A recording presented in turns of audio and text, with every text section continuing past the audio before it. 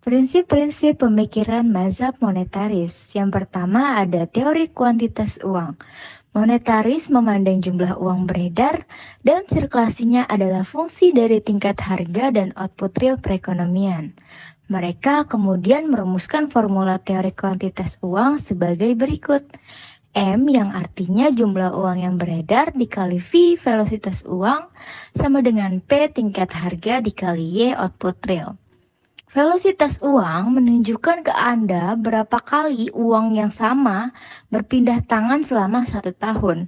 Sementara itu, perkalian antara tingkat harga dengan output real mempresentasikan PDB nominal.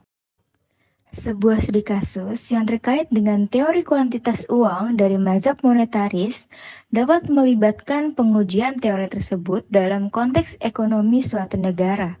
Sebagai contoh, kita dapat mengamati implementasi kebijakan moneter berdasarkan teori kuantitas uang dalam suatu negara.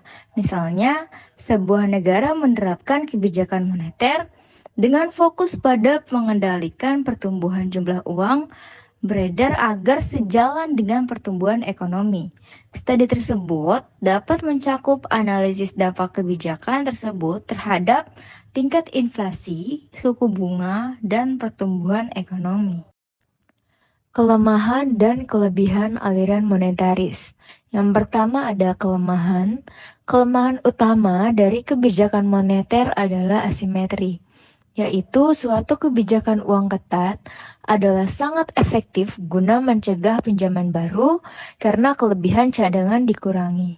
Namun, kebijakan yang mudah sepertinya menjadi tidak efektif karena tambahan kelebihan cadangan tidak akan dipinjamkan keluar oleh bank karena takut akan potensi kebangkrutan dari para peminjam selama masa resesi. Dengan demikian, disarankan untuk tidak menggunakan kebijakan moneter, malah menggunakan kebijakan fiskal. Yang kedua, ada kelebihan. Kelebihan pertama yaitu kaum monetaris mengatakan bahwa perekonomian cenderung berada pada keseimbangan tingkat output rendah.